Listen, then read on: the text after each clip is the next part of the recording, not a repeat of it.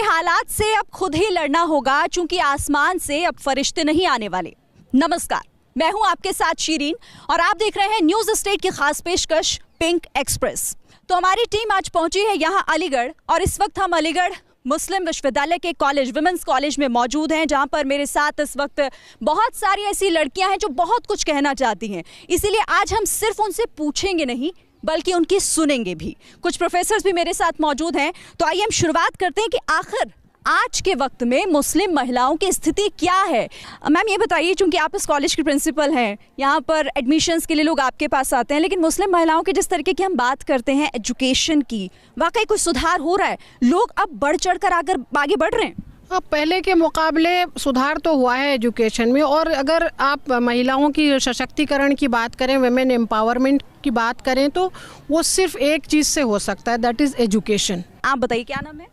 आयशा, ये बताइए कि क्या कर रही हैं आप यहाँ पर? मैं साइकोलॉजी ऑनर्स। आपने खुद चूज़ किया है? मैंने अच्छा, ये बताइए कि साइकोलॉजी ही क्यों चुना आपने? मतलब मैं इसलिए दरअसल ये जानना चाह रही हूँ, लड़कियों को मैंने हमेशा देखा है कि हम अपना कंफर्ट जोन चुनते हैं। हम क्यों नहीं सोचते कि हम कुछ ऐसा करें, हम कॉम्बैट में जाएं, हम एयरफोर्स में जाएं, हम आर्मी में जाएं? क्यों, मतलब हम सिमट कर क्यों रह गए? मुझे ऐसा लगता है कि मैंने साइकोलॉजी इसलिए चुना because I had interest in psychology. और मुझे ये लगता है कि कोई भी फील्ड या कोई भी ब्रांच ऑफ स्टडी जिसे कहते हैं, वो किसी और ब्रांच ऑफ स्टडी या किसी और फील्ड या किसी और करियर से कम नहीं है। हर एक की अपनी अलग इंपॉर्टेंस होती है।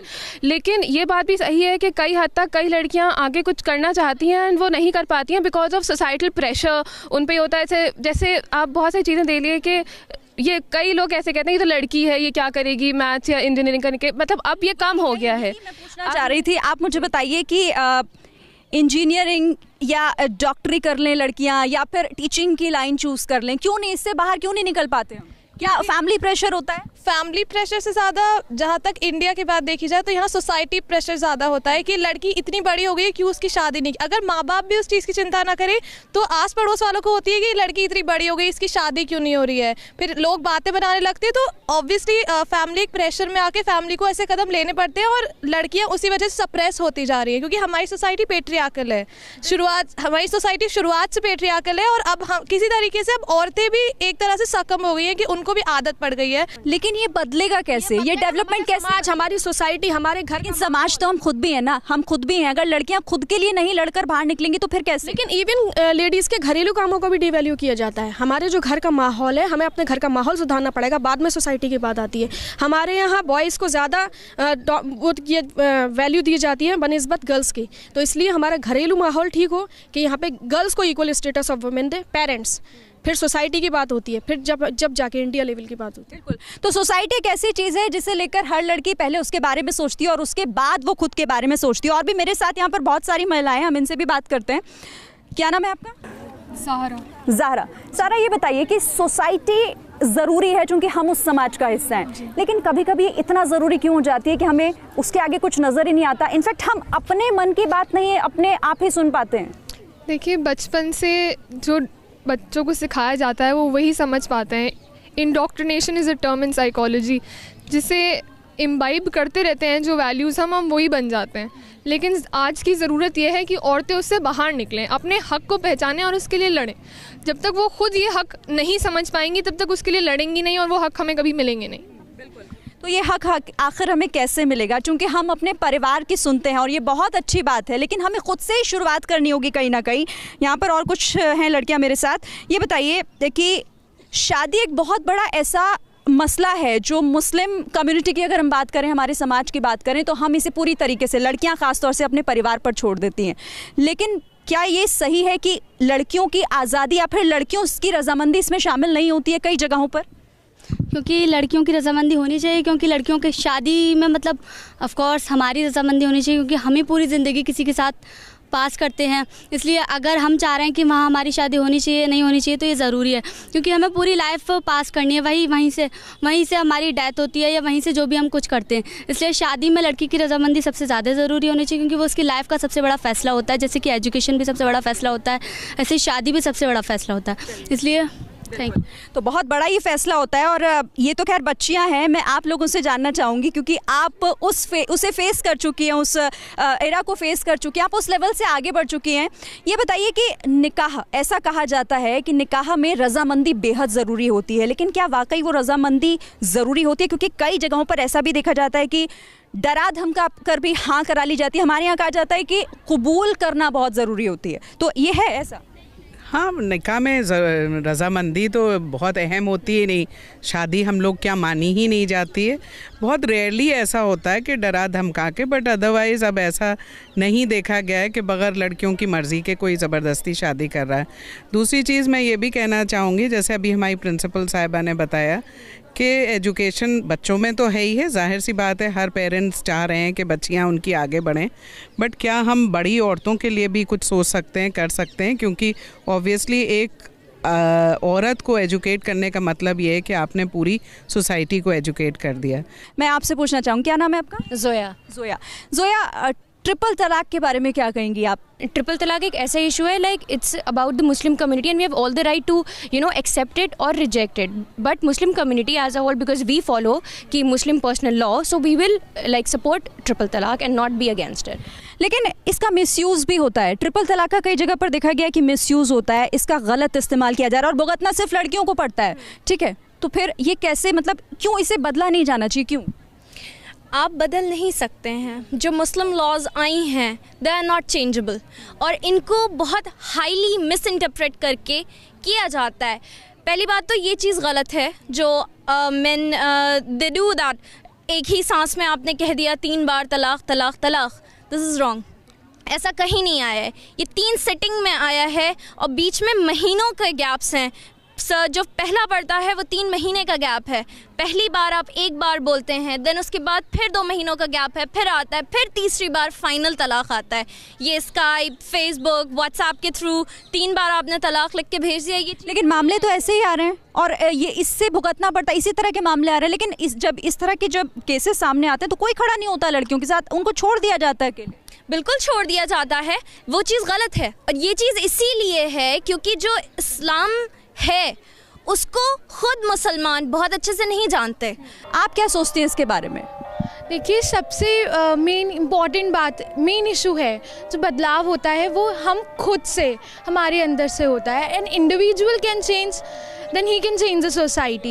We usually blame the society that society की सोच ऐसी है, लेकिन सबसे पहली चीज़ जो हमें करनी है वो हमें अपने अंदर बदलाव लेके आना है। अगर हमारी थिंकिंग, हमारी मेंटालिटी उस हिसाब से पूरी स्ट्रक्चर्ड होगी, then we if we think that we will change the society or we will change the norms, it is just next to impossible. बिल्कुल, बदलाव खुद से करना होगा, तभी हम अपने समाज को भी बदल पाएंगे। हम चूंकि बात शादी की कर रहे हैं तो एक और बहुत अहम चीज़ है जिस पर शायद अभी तक हम सोचते नहीं हैं और उस पर सोचना भी बहुत ज़रूरी है, क्योंकि जब हम वक्त के साथ आगे बढ़ रहे हैं तो हर चीज़ को साथ लेकर बढ़ना होगा।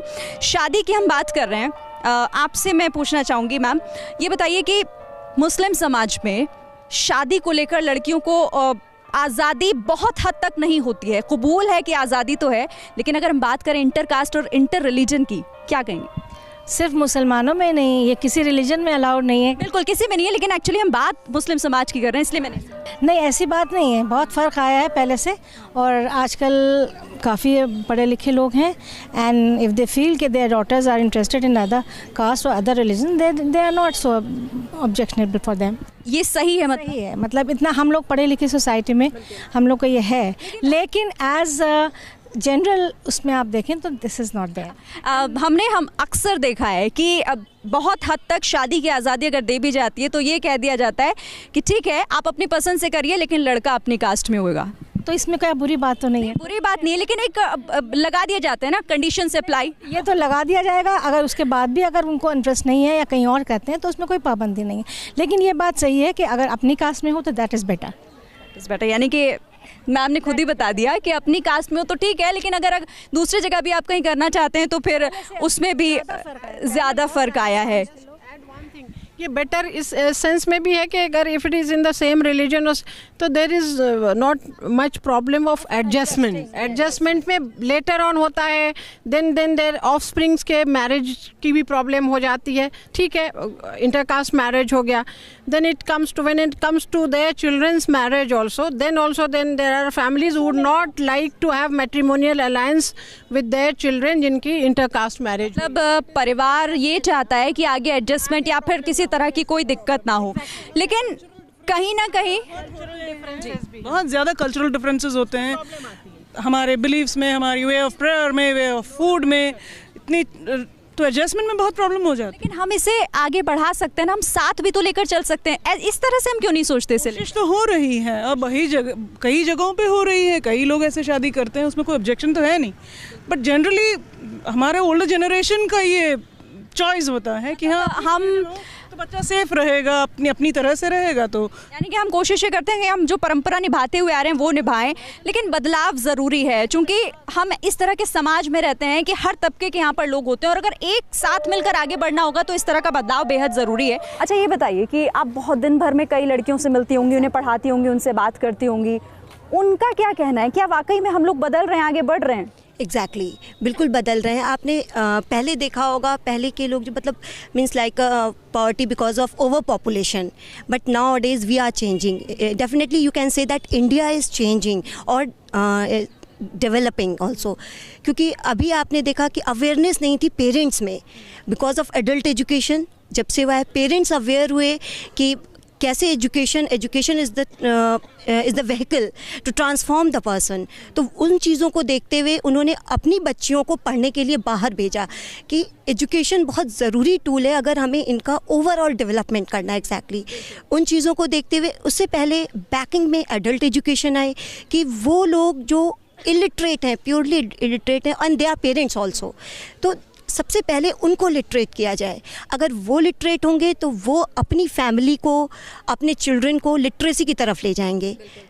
यानी कि परिवार कोशिश तो करता है, लेकिन कई जगह पर ऐसा देखा जाता है कि ये जो कोशिश है वो सफल नहीं हो पाती है। हम दरअसल बात इस पर कर रहे हैं कि आखिर महिलाओं को किस तरीके का हक अब मिल रहा है, मुस्लिम महिलाओं को, चूँकि कई ऐसी जगह पर देखा जाता है, बात उत्तर प्रदेश की कर लें, कि महिलाओं की स्थिति बहुत बेकार है, और कई जगहों पर यह भी देखा जाता है कि हक उनको उनका नहीं मिल पाता।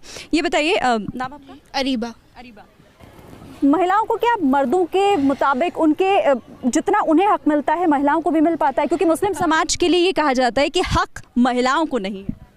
ये सिर्फ मुस्लिम सोसाइटी की बात नहीं है, ये इंडियन सोसाइटी में बहुत ज़्यादा है, पैट्रियार्कल सोसाइटी है, और बचपन से औरतों को एजुकेट किया जाता है कि they have to do certain things and they are not suppose to do certain things, और लड़कों को वहीं मतलब इट्स नॉट कि लोग इंटेंशनली उन्हें सिखाते हैं कि आप इम्पोर्टेंट हैं और लड़कियां नहीं, पर वो है लोगों की मेंटालिटी में, और छोटी छोटी बातों पे, छोटी छोटी चीज़ों में वो लड़कियों का कॉन्फिडेंस क्रश हो जाता है, और लड़कों को एक मेंटालिटी उनकी बिल्डअप हो जाती है कि हम सुपीरियर हैं लड़कियों से। एंड देन अभी बहुत सारे केसेस, क्यों लड़कियां तो कितना कुछ कर रही हैं आगे, लेकिन क्यों लड़कियों को क्यों नहीं ये चेंज जो है ये बिल्कुल इवनली स्प्रेड नहीं है। ये कुछ, अब हम बहुत लकी हैं, फॉर्चुनेट हैं कि हम यहाँ पे हैं, बहुत सारी ऐसी हैं जो नहीं हैं और जिन्हें नहीं मिली अपॉर्चुनिटी, और जो लोग समझते हैं, उनके पेरेंट्स समझते हैं, उनके आसपास लोग समझते हैं कि उन्हें ज़रूरत भी नहीं है अपॉर्चुनिटीज़ की, क्योंकि वो पैदा हुई हैं just to serve other people and not to do anything for themselves. तो ये चीज़ ये नहीं है कि वो चाहते हैं उन्हें सब्जुगेट, उनके लिए उन्हें खुश रख रहे हैं, उनकी शादी करा रहे हैं and they living in a process. लेकिन ये कोई नहीं सोचता कि उन्हें कोई खुश रखे, उन्हें कोई खुश रखे। हाँ आप, अच्छा मुझे ये बताइए कि अक्सर परिवार में ये देखा जाता है कि अगर भाई और बहन है कोई, तो कोशिश ये होती है कि भाइयों को अच्छी जगह पर पढ़ने के लिए भेजा जाए, बहनों को कोशिश ये होती है कि किसी गर्ल्स कॉलेज में पढ़ा लिया जाए, या फिर वो 12th तक पढ़ लें, हद से हद ग्रेजुएशन कर लें, और उसके बाद उनकी शादी के बारे में सोचा जाता है। तो घर से ही आप कर देते हैं ऐसा कि भाई आपके आगे हैं लेकिन बहनें पीछे? देखिए यहाँ पे ये है कि ये basically depends upon the mentality of the parents, how they are treating their child. ठीक है, तो ये पैट्रियार्कल सोसाइटी है तो they get more importance, because ये डीपली सीटेड है हमारी सोसाइटी में। The main thing that I want to say is that the definition of change. Why change is always considered expelling out of the boundary. If within the certain boundary everything is okay, then like you say, like everyone says that if there is no intercaste marriage, there is no change. Why is it so? बिल्कुल बिल्कुल आपने ठीक कहा, इन्होंने बिल्कुल एक बात कही कि हम चेंज को अपनी तरीके से डिफाइन नहीं कर सकते। चलिए इसी पर मैं आपसे एक सवाल पूछ लेती हूँ। आपने बुर्का पहना है, क्या ये हिजाब आपका खुद की पसंद है या फिर ये कोई प्रेशर है? ऑब्वियसली ये खुद की पसंद है। मैंने जीन्स भी पहनी हुई है। माय फादर इज़ अ हाफिज कारी and he doesn't say about it anything. He doesn't say about it anything. When I come here I think that कि मैं मुस्लिम यूनिवर्सिटी में जा रही हूँ, this is my identity and I have to carry it all over the world. And this is not debarring me from anything. This is not debarring from anything. Actually, this is my identity and I have to carry it all over the world. को पहनने ओढ़ने की आज़ादी होती है, यानी कि मैंने क्या पहना है क्या नहीं उससे मेरी सोच डिफाइन नहीं हो सकती। पहनने वाले को ही कहा जाता है कि वो ऑप्रेस्ड है। क्यों ऐसा होता है कि कोई अगर जीन्स पहनती है then no pointing towards her. क्यों सिर्फ अपना बॉडी मतलब we cover it as a whole, whether religiously whether mentally, क्यों सिर्फ बुर्का पहनने वाले को ही पॉइंट आउट किया जाता है? जिस तरह लोग कहते हैं कि जो बुर्का पहन रही हैं लड़कियां वो ऑप्रेस्ड हैं, मतलब उन्हें होनी चाहिए फ्रीडम कि वो जो चाहे पहने। फ्रांस में हमने देखा कि बुर्का बैन हो गया, तो वो क्या फ्रीडम नहीं है कि हम चाहते हैं बुर्का पहने? ये भी तो हमारी फ्रीडम है। अगर हमें कोई इसमें पुश नहीं कर रहा तो then it's totally fine. I mean, problem सिर्फ तब है कि जब you want to cover yourself then it's problematic. When you want to uncover yourself it's not right. बिल्कुल, लेकिन दूसरे देशों की अगर हम बात करें तो दूसरे देशों के मुकाबले हमारे यहाँ की महिलाएं बहुत आगे, उन्हें बढ़ने की ज़रूरत है और इसी पर हम सोच भी रहे हैं और हम बात भी कर रहे हैं। लेकिन ये सोच किस हद तक सही होती है ये बताइए। जैसे कि हम बात कर रहे थे शादी को लेकर, अधिकारों को लेकर, महिलाओं को अधिकार दे तो दिए जाते हैं लेकिन वो क्या खुद उन सब चीज़ों से बाहर नहीं निकलना चाहती? जैसे कि अभी हम उनसे बात कर रहे थे, ये उनका हक है कि वो बुर्का पहने या नहीं पहने, लेकिन कई लड़कियों को आज़ादी दी जाती है लेकिन वो अपने उस दायरे से बाहर नहीं निकलना चाहती। क्यों नहीं? ये तो हम लेडीज़ को आज़ादी दे दी जाती है, लेकिन आज की सोसाइटी में, मुस्लिम सोसाइटी में आप देखिए कि अब तो लेडीज़ आगे आ रही हैं, उन्हें इक्वल स्टेटस दिए जा रहे हैं और बराबरी का दर्जा भी दिया जा रहा है। तो ऐसे नहीं है, पहले ऐसा होता था लेकिन हमारी मुस्लिम सोसाइटी में अब लेडीज़ आगे आ रही हैं, अपने बारे में सोच रही हैं। मैं आपसे एक सवाल पूछना चाहती हूँ, सीधा सा उसमें हाँ या ना में जवाब दीजिएगा और उसके बाद आप अपना ओपिनियन रखिएगा। पर्सनल लॉ या संविधान देश का? Personal law. क्यों? देखिए, पर्सनल लॉ, इंडिया आप जैसे बोला डेमोक्रेटिक और सेक्युलर कंट्री है, और जैसे अगर आप वेस्टर्न कंट्री से इसको कंपेयर करें तो इंडिया में अगर आप 10 किलोमीटर जाएगी लैंग्वेज चेंज हो जाती है, उससे आगे जाएगी रिलीजन चेंज हो जाएगा। तो आप किसी भी इतने सारे लोगों को आप वाइट पेंट में नहीं पेंट कर सकते हैं, सिर्फ एक पेंट में नहीं डाल सकते हैं। जैसे कि मैरिज एक्ट भी है लेकिन इट्स यूजलेस, उसको पास भी किया गया लेकिन इट्स यूजलेस बिकॉज इंडिया एक बहुत पुरानी कंट्री है। यहाँ पे पीपल प्रेफर, वो चाहते हैं कि वो अपना रिलीजन फॉलो करें। यहाँ पे ऐसा नहीं, जो लोग नहीं चाहते वो भी नहीं फॉलो करें, और सबका अपनी मर्जी है क्योंकि इट्स इक्वल। मतलब यहाँ सेक्युलर कंट्री है, आपको जो चाहना है वो करिए। तो आप सबको एक ही रंग में नहीं रख सकते कि अब ये मैरिज एक्ट। लेकिन देश का कानून भी तो इसकी इजाज़त देता है, वो भी इजाज़त देता है कि आप अपने तरीके से रहें, जिए, उसमें तो बिल्कुल कोई मनाही नहीं है इसको लेकर। नहीं, लेकिन जहाँ बात आती है पर्सनल एक्ट की, जैसे डिवोर्स के एक्ट होते हैं। डिवोर्स इस्लाम में अलग तरीके से होता है, हिंदूज में अलग तरीके से होता है। तो पीपल प्रेफर कि वो अपना जो इस्लाम 1400 यानी कि अपनी परंपराओं का ध्यान रखना चाहती हैं। मैम, द प्रॉब्लम इज कि हम मुस्लिम विमेंस को ये बोला जाता है कि कुरान में ऐसा है, तो वो चाहती नहीं है कि उस चीज़ को क्वेश्चन करें। तो जो क्यों नहीं चाहती है? मतलब पूछने का अधिकार तो उनके ऊपर एग्जैक्टली वो पैट्रियार्कल माइंडसेट की वजह से है कि वो उनको बोल दिया जाता है कि तुम लोगों के लिए ऐसी ऐसी चीज़ें हैं, तो फिर वो डरती हैं कि वो ज़्यादा कुरानिक चीज़ को आउट ऑफ फ्रेमवर्क जाके क्वेश्चन ना करें।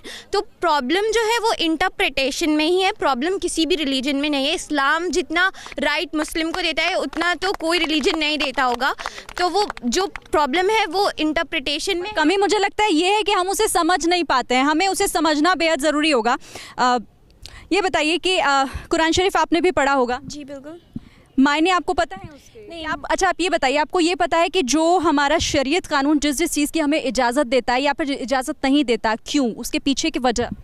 नहीं, जो भी चीज़ें होती हैं कुरान में है, चाहे जिस भी रिलीजन में है, वो ऑब्वियसली उसकी बेहतरी के लिए है। कोई भी चीज़ बुराई या फिर कोई गलत उसके लिए नहीं है। जो भी होता है सही होता है और हमें उस पर सवाल ज़्यादा नहीं उठाने चाहिए बिकॉज हमारी बुराई के लिए कुछ नहीं होगा। हमारा समाज मर्दों के इर्द गिर्द सिमट कर तो नहीं रह गया? नहीं, बिल्कुल भी ऐसा नहीं है, बिल्कुल भी ऐसा नहीं है।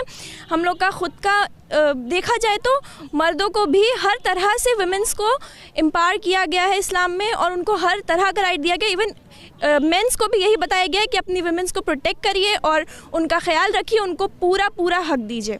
पूरा हक दिया जाए। लेकिन ये हक उनको मिलता है, ये बताइए। ये हक तो उनको उनकी पैदाइश से पहले ही मिल चुका है, बस ज़रूरत है तो उस हक को समझने की, जो कि लोग नहीं समझ रहे हैं। बस ये जब वो हक को नहीं समझ रहे हैं तो उसी में वो लोग अपनी बातें इंटरप्रेट करके और समाज में हर तरह की बुराइयां फैलाएं। सुपीरियरिटी कैसे तय होती है कि कौन सुपीरियर है और कौन नहीं है? महिला है या फिर जो घर के मर्द हैं वो ही चलाएंगे अपना जो भी है? ये सुपीरियरिटी तो हमारे दिमाग में है, वो इंसान की सोच में सुपीरियरिटी, लेकिन अल्लाह के घर से तो दोनों को एक जैसा बनाकर भेजा गया है। ये सुपीरियरिटी बचपन में हमारे दिमाग में डाल दिया जाता है कि लड़कियां सिर्फ गुड़ियों से खेलेंगी और लड़के जो है हवाई जहाज चलाएंगे। और इसके लिए बहुत ज़रूरी है कि अपने हक को समझने के साथ साथ, जी मुझे ऐसा लगता है कि ये सिर्फ इस जो जनरेशन जो अभी गई है उसी में है। जो आने वाली जनरेशन, जो हम लोग की जनरेशन बढ़ेगी, उसमें ये सोच बिल्कुल भी नहीं होगी, मुझे ऐसा लगता है। चलिए, तो बहुत ज़रूरी है कि अपने समाज को बदला जाए। और एक छोटा सा मैं सवाल आपसे करूँगी, लेकिन वो बहुत महत्वपूर्ण है। क्या कोई काश मन में कभी रह गया कि होता, मैं कर लेती अगर मेरा समाज इसे इजाज़त देता? नहीं, समाज ने भी इजाज़त दी और माँ बाप ने भी इजाज़त दी है, दैट्स वाई मैं यहाँ पे प्रेसिडेंट बनी हूँ। बहुत अच्छी बात है, आप बहुत लकी हैं चूँकि, लेकिन बहुत सारी महिलाओं को ये हक नहीं मिलता। मैम, आपके पास मैं आना चाहूँगी, यही सवाल मेरा आपसे है, क्या कोई काश आपके मन में कभी रह गया है जिसे लगा कि समाज की वजह से या परिवार की वजह से मैं नहीं कर पाई, लेकिन अगर मुझे मौका मिलता तो मैं ज़रूर करती? सोचिए तो सोचना पड़ रहा है। नहीं, सोचने की बात नहीं है। बहुत चाहते थे कि एयरफोर्स में जाए, मगर उस ज़माने में औरतों को लेते ही नहीं थे एयरफोर्स में। हाँ, तो समाज क्या, I mean everything was against me कि लड़कियां नहीं फ्लाई एयरफोर्स में। अभी बहुत नहीं लेते हैं वो लोग औरतों को। अब आर्म्ड फोर्सेस में कॉम्बैट में लेडीज़ आई हैं, फाइटर पायलट्स हैं। हम उस ज़माने में फाइटर पायलट बनना चाह रहे थे, मगर कहा था नहीं, लेडीज़ नहीं बन सकती। यानी कि जो हमने झेला है वो हम अपने बच्चों को कम से कम नहीं झेलने देंगे ना। तो चलिए, इसी के साथ हमारी खास पेशकश पिंक एक्सप्रेस में फिलहाल इतना ही, लेकिन लौटेंगे फिर किसी और जगह पर एक नए सवाल के साथ। तब तक के लिए आप बने रहिए हमारे साथ।